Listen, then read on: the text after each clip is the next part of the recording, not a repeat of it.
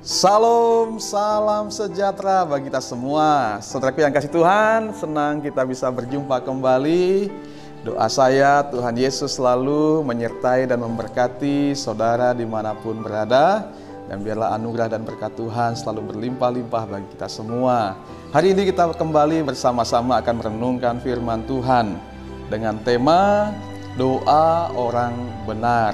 Sekali lagi tema kita hari ini adalah doa orang benar. Saudaraku yang kasih Tuhan, firman ini terambil dari 2 Samuel pasal 22 ayat 1 sampai dengan ayat yang ke-20. 2 Samuel 22 ayat 1 sampai dengan ayat yang ke-20. Dalam firman ini kita menemukan bagaimana Raja Daud menyimpulkan dari apa-apa yang dia alami selama hidupnya. Raja Daud memberikan kesimpulan tentang Tuhan, ya. Sebagaimana dikatakan dalam ayat yang pertama, Daud mengatakan perkataan nyanyian ini kepada Tuhan pada waktu Tuhan telah melepaskan dia dari cengkraman semua musuhnya dan dari cengkraman Saul, ya. Kalau kita membaca kitab Samuel, khususnya tentang Raja Daud, kita melihat banyak sekali pergumulan-pergumulan, persoalan-persoalan yang dialami oleh Raja Daud. Dia mengalami hal-hal yang luar biasa, yang menakutkan. Bagaimana ia dikejar-kejar oleh Raja Saul hendak dibinasakan. Bagaimana ia berdiri menghadapi Goliat. Bagaimana ia ketika masih kanak-kanak menghadapi singa dan beruang. Bagaimana kemudian ia ada di antara orang Filistin yang pahlawannya ia bunuh. Bagaimana ia menghadapi Absalom anaknya sendiri. Banyak sekali pergumulan yang Daud sendiri alami. Tetapi dia adalah seorang yang luar biasa. Mengapa luar biasa? Bukan karena dia tidak ada masalah. Dia luar biasa karena oleh pertolongan Tuhan, Daud bisa melewati setiap persoalan itu. Sebagaimana yang kita renungkan pada hari ini. Daud lepas dari cengkraman para musuh-musuhnya. Seharusnya secara manusia Daud binasa. Ya. Kalau kita mengingat bagaimana ketika Daud dikejar oleh Raja Saul, seingat saya ada beberapa kali di sana ia hampir-hampir terbunuh, hampir-hampir tertangkap. Tetapi Tuhan melepaskan dengan cara yang ajaib. Ya.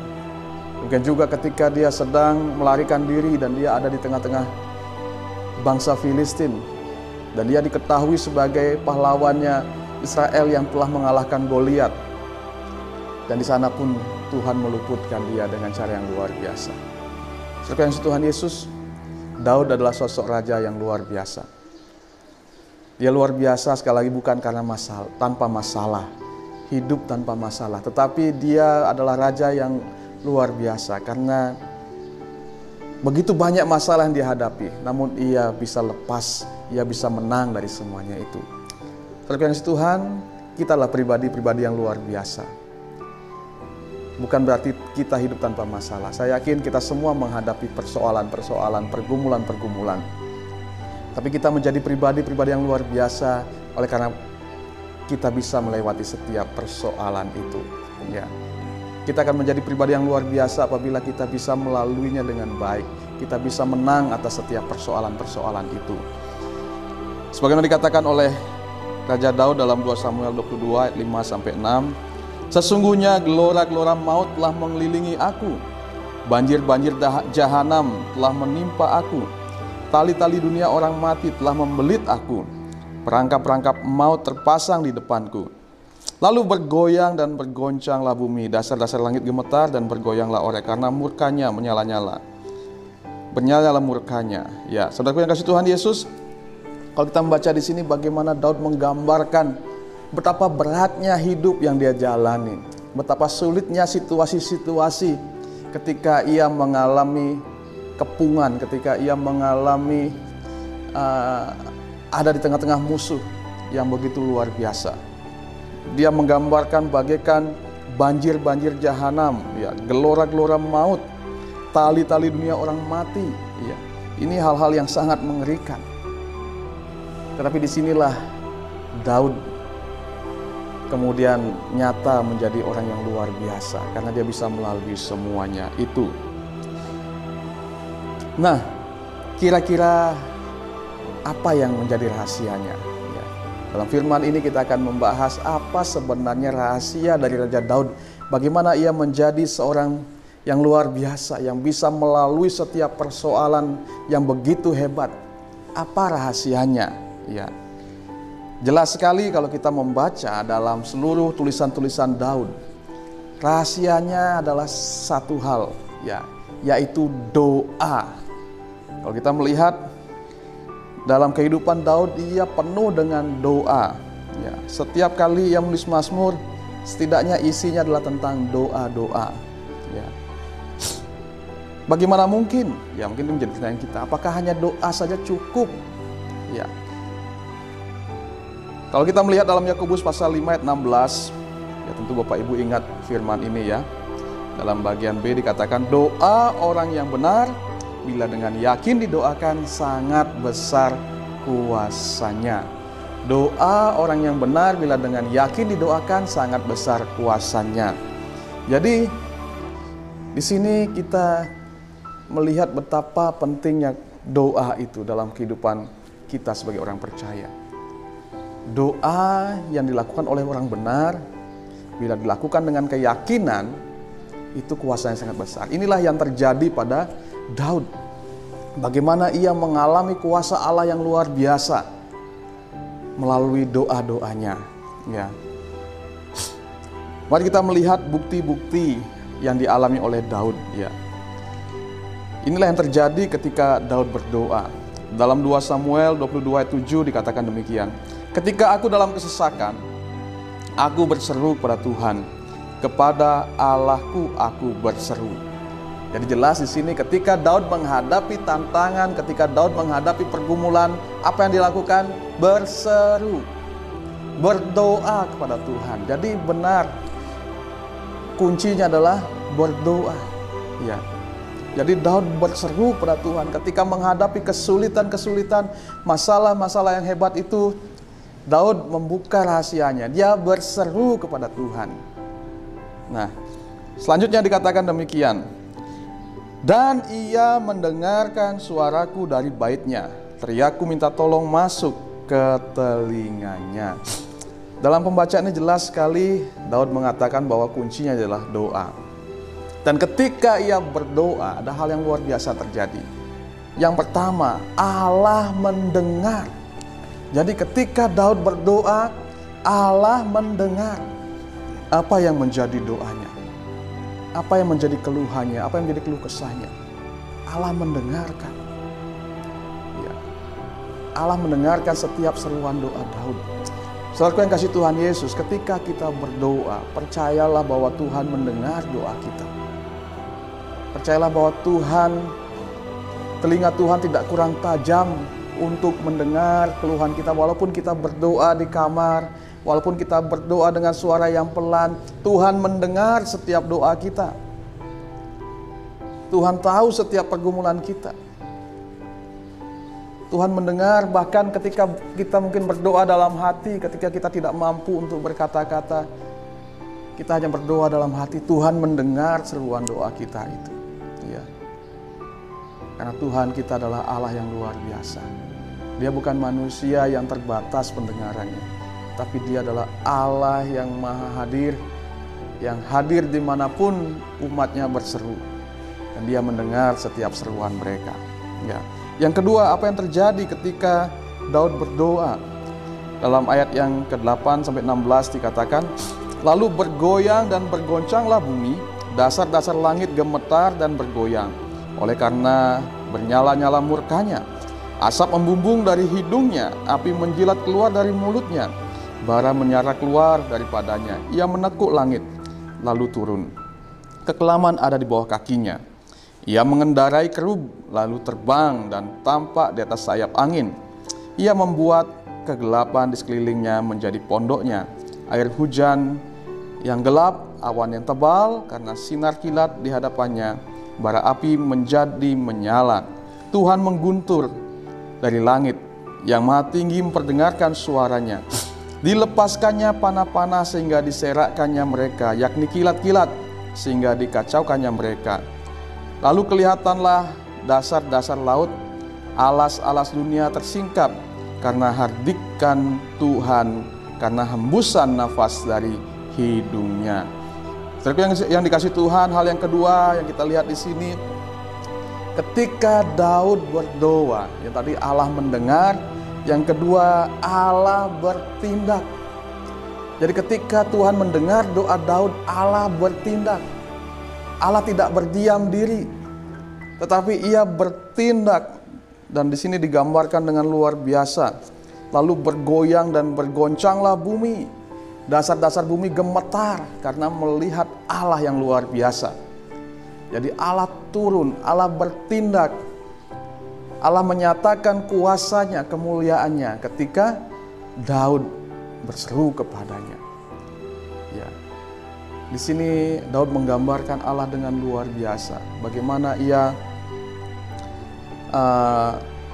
menunjukkan kuasanya, ya, bagaimana Allah menyatakan kuasa dan kemuliaannya. Jadi di sini kita belajar bahwa ketika umat Tuhan berdoa, Tuhan tidak berdiam diri. Tuhan pasti akan bertindak. Seperti yang dialami oleh Daud. Allah bertindak. Allah turun dari sorga. Dikatakan Ia mengendarai kerung. Ya. Jadi awan menjadi tumpuan kakinya dan bumi menjadi gemetar karena Allah adalah Allah yang dahsyat. Allah adalah Allah yang ajaib. adalah Allah yang luar biasa. Ya. Di sini kita melihat Allah turun untuk menyatakan kemuliaannya. Dan yang ketiga, apa yang terjadi ketika Daud berdoa, dikatakan dalam ayat yang 17-20, Ia menjangkau dari tempat tinggi, mengambil aku, menarik aku dari banjir. Ia melepaskan aku dari musuhku yang gagah, daripada orang-orang yang benci aku, karena mereka terlalu kuat bagiku. Mereka menghadang aku pada hari sialku, tetapi Tuhan adalah sandaran bagiku. Ia membawa aku keluar ke tempat lapang. Ia menyelamatkan aku, karena Ia berkenan kepadaku. Di sini yang ketiga yang kita pelajari bahwa ketika Daud berdoa, Allah bertindak dan Allah menyelamatkannya. Ya. Ia menjangkau aku dari tempat tinggi, menarik aku dari banjir. Jadi Allah mengulurkan tangannya untuk menolong Daud dari segala kesulitannya, dari segala masalahnya. Ya. Ia melepaskan aku dari musuhku yang gagah dan daripada orang-orang yang membenci aku, karena mereka terlalu kuat bagiku. Memang kalau kita lihat pengalaman Daud, musuh-musuhnya begitu luar biasa. Ketika Daud diserang oleh atau dikejar oleh Raja Saul datang dengan kekuatan besar, bagaikan mengepung musuh yang besar. Saul datang mengejar Daud. Dan sebenarnya secara manusia hampir saja Daud tertangkap dan tentunya akan dibunuh oleh Saul. Tetapi oleh karena pertolongan Tuhan, hal-hal yang luar biasa terjadi. Kita bisa ingat ketika dia bersembunyi di sebuah gua dan Saul sudah ada di depan pintu gua itu. Sebenarnya sedikit lagi Saul bisa menangkap Daud dan berhasil membunuhnya. Tetapi apa yang terjadi? Tuhan membuat Raja Saul sakit perut sehingga ia ingin buang hajat, dan masuklah dia dalam gua itu untuk buang hajat. Dan Saul tidak tahu bahwa di dalam ada Daud. Ya, Raja Saul tidak menyadari bahwa di dalam itu ada Daud, dan diam-diam kemudian Daud memotong punca jubahnya. Sebenarnya Daud bisa saja membunuh Raja Saul, tetapi ia tidak melakukan itu karena ia takut pada Tuhan. Karena Daud tahu bahwa Raja Saul orang yang diurapi oleh Tuhan. Saudara yang kasih Tuhan Yesus, Tuhan melepaskan. Ketika Raja Saul keluar dari sana, Daud berdiri di atas bukit, dia tunjukkan ini siapa yang punya. Kemudian Saul menyesali perbuatannya. Tetapi beberapa waktu kemudian lagi kembali Raja Saul mengejar Daud untuk menangkap dan membunuhnya. Lagi-lagi Tuhan menolong. Ketika ia ada di sebuah bukit dan Saul sudah dekat sekali. Sebenarnya Daud sudah terkepung dengan Daud dan sahabat-sahabatnya sudah terkepung oleh pasukan Saul yang besar. Tapi apa yang terjadi? Raja Saul mengantuk dan tertidur dekat di mana Daud bersembunyi. Dan luar biasanya ketika Daud turun bersama dengan temannya untuk mendatangi perkemahan Saul, semua pasukan tertidur dengan lelap. Sehingga Daud bisa membawa tombak dan kendi dari atau tempat minumnya Raja Saul. Kemudian setelah dia berhasil, sebenarnya dia bisa juga membunuh Saul waktu itu karena Raja Saul tertidur lelap. Tetapi lagi-lagi Daud tidak melakukannya karena ia takut akan Tuhan. Kemudian dia pergi ke atas bukit dan dia berteriak di sana. Dia menunjukkan apa yang berhasil dia ambil dari Raja Saul. Di sana Raja Saul kembali menyesal atas perbuatannya. Saudara yang kasih Tuhan, luar biasa sekali Tuhan menolong. Dan satu lagi peristiwa yang luar biasa ketika ia ada di tengah-tengah bangsa Filistin. Waktu itu ketika dia melarikan diri ke negeri orang Filistin, ternyata ia ditangkap di sana. Dan orang-orang Filistin tahu bahwa Daud adalah orang yang pernah membunuh Goliat. Dan waktu itu dia berseru pada Tuhan, dia berdoa dan Tuhan berikan dia hikmat. Dia berpura-pura gila. Sehingga akhirnya ia dilepaskan. Kembali Tuhan melepaskan Daud dari tangan musuhnya.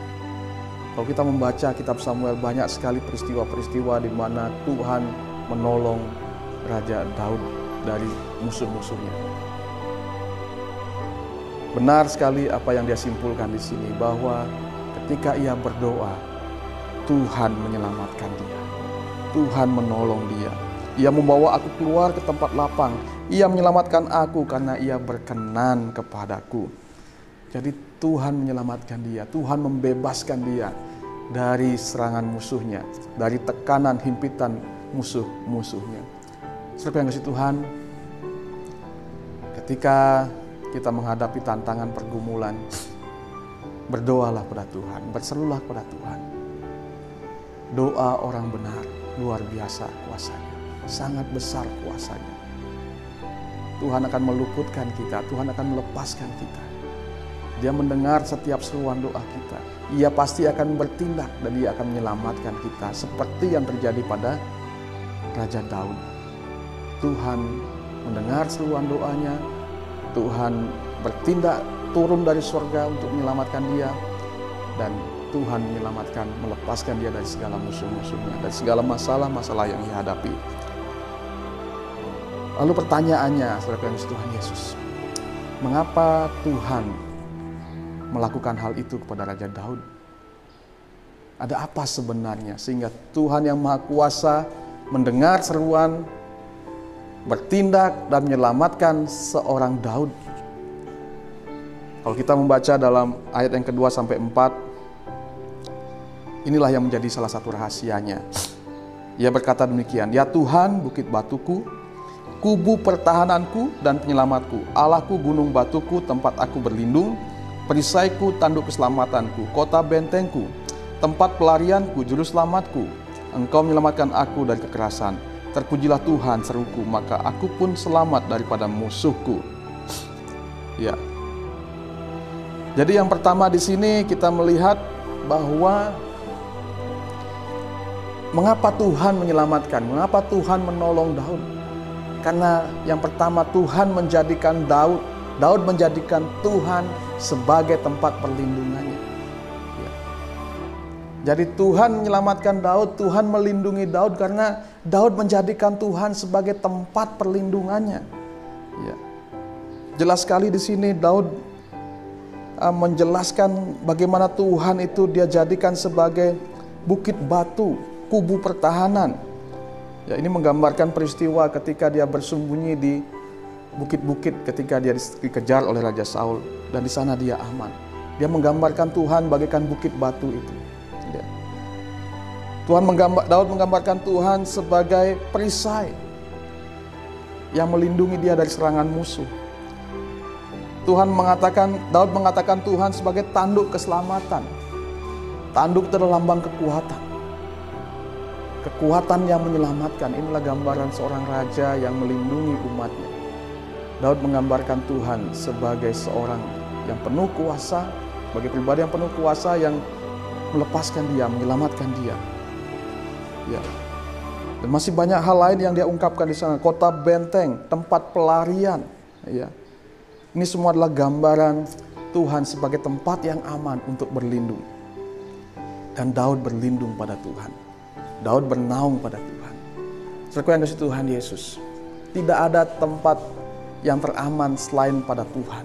Tuhanlah tempat perlindungan kita yang aman. Tuhanlah tempat keselamatan kita. Karena itu marilah kita selalu dekat dengan Tuhan seperti Daud. Bagaimana salah satu mazmur yang ditulis oleh Daud, hanya dekat Allah saja aku tenang. Ya. Inilah salah satu refleksi dari Daud tentang Tuhan, bagaimana ia mengalami pertolongan Tuhan yang luar biasa. Dia berkata, hanya dekat Allah saja aku tenang. Daripadanya lah keselamatanku. Dialah gunung batuku, kota bentengku. Jadi sebagaimana Daud begitu dekat dengan Tuhan, mencari Tuhan, demikianlah kita pada hari-hari ini. Sebagai generasi di masa sekarang ini, mari kita membangun hubungan yang dekat dengan Tuhan. Karena tempat teraman adalah Tuhan. Apalagi kita melihat sekarang dunia ini sudah tidak aman lagi. Kita mau pergi kemana takut. Situasi menjadi sangat sulit oleh karena COVID-19 ini. Tapi kita sebagai umat Tuhan, jangan khawatir, jangan takut. Karena Allah adalah tempat perlindungan kita. Tuhan adalah keselamatan kita. Dia berkuasa untuk melindungi kita, dia berkuasa untuk menyelamatkan kita. Selama kita melaksanakan protokol kesehatan yang dianjurkan pemerintah, tentu kita tidak perlu takut. Apalagi kita punya Tuhan yang berkuasa menjaga kita dan melindungi kita dan berkuasa untuk menyelamatkan kita dari setiap persoalan, setiap sakit penyakit, pergumulan-pergumulan yang kita hadapi. Hal kedua yang kita pelajari dari Daud di sini, mengapa Allah demikian luar biasa memperhatikan Daud ketika ia berdoa. Hal yang kedua adalah karena Daud benar di hadapan Tuhan. Ya. Jadi Daud hidup benar di hadapan Tuhan. Hal ini akan kita bahas minggu depan. Kalau Tuhan berkenan, minggu depan kita akan renungkan bagian ini, yaitu ayat selanjutnya, ayat 21 dan seterusnya. Bagaimana Daud mengungkapkan siapa dirinya, bagaimana ia hidup di hadapan Tuhan. Ya. Dan hari ini saya memberikan temanya saja, yaitu Daud hidup benar di hadapan Tuhan. Bagaimana Daud hidup benar di hadapan Tuhan, itu kita akan bahas minggu depan. Dua hal inilah menjadi kunci Daud, mengapa Allah berkarya luar biasa dalam hidupnya. Yang pertama, karena Daud menjadikan Tuhan sebagai tempat perlindungannya. Yang kedua, karena Daud hidup benar di hadapan Tuhan. Di salah satu ayat dia berkata, aku berkenan di hadapan Tuhan. Ya. Saudaraku yang kasih Tuhan Yesus, sebagaimana difirmankan Tuhan melalui Yakobus, doa orang benar bila dengan yakin doakan sangat besar kuasanya. Inilah yang kita lihat terjadi pada Raja Daud. Ia berdoa kepada Tuhan dan terjadi kuasa yang besar, terjadi perkara yang besar, yang mana Daud diselamatkan dari serangan, dari tekanan musuh-musuhnya yang hebat. Demikian juga dengan kita saat ini. Persoalan apa yang sedang kita hadapi? Persoalan apa yang sedang menekan hidup kita? Pergumulan berat apa yang sedang kita pikul saat ini? Saudara yang kasih Tuhan Yesus, seperti yang dialami oleh Daud, mari kita berdoa kepada Tuhan. Mari kita berseru pada Tuhan. Mari kita meminta pertolongan Tuhan. Karena Tuhan berkuasa untuk melepaskan kita dari semua. Jadikan Tuhan sebagai tempat perlindungan kita. Jadikan Tuhan sebagai penyelamat kita. Baik dari segala dosa-dosa kita maupun dari segala hal yang terjadi di muka bumi ini. Jadikan Tuhan sebagai kota benteng, kubu pertahanan kita. Tempat kita berlindung. Jangan jauh dari Tuhan, saudara yang kasih Tuhan Yesus. Mendekatlah pada Tuhan. Karena hari-hari ini dikatakanlah firman Tuhan, hari-hari inilah hari-hari yang jahat. Kalau kita jauh daripada Tuhan, maka kita akan dibinasakan. Tapi berbahagialah mereka yang mendekat pada Tuhan, yang tinggal diam bersama Tuhan, yang selalu memberi waktu, yang selalu berdoa, yang selalu bergaul dengan Tuhan. Lewat pembacaan firman, doa-doa, puji-pujian, persekutuan, ibadah-ibadah. Dekatkan diri kita pada Tuhan. Jangan menjauhkan diri daripada Tuhan. Karena hanya Tuhanlah tempat yang teraman dalam dunia ini. Yang kedua, tidak kalah penting, mari kita menjaga hidup kita agar tetap memuliakan Tuhan, agar sesuai kehendak Tuhan. Jaga hidup kita agar benar di hadapan Tuhan. Karena doa orang yang benar itu besar kuasanya. Tuhan Yesus sudah mengampuni dosa kita. Tuhan Yesus sudah membenarkan kita. Karena itu mari kita jaga, mari kita pelihara semua itu. Jaga kekudusan hidup kita. Jauhkan diri kita dari segala perbuatan-perbuatan dosa yang menyakiti hati Tuhan. Dan biarlah kita hidup dalam takut akan Tuhan. Karena berbahagialah mereka yang hidup dalam takut akan Tuhan. Karena Tuhanlah yang menjadi tempat perlindungan mereka. Sebagaimana dikatakan dalam 2 Samuel 22 ayat yang ke-7. Ketika aku dalam kesesakan, aku berseru pada Tuhan. Kepada Allah aku berseru, dan Ia mendengar suaraku dari baitnya. Teriakku minta tolong masuk ke telinganya. Jadi saudaraku yang kasih Tuhan Yesus, doa-doa kita itu tidaklah sia-sia. Jangan berpikir bahwa doa kita akan sia-sia. Ketika kita berdoa dalam kebenaran, doa-doa kita tidak akan sia-sia. Tuhan pasti akan menolong dan menyelamatkan kita.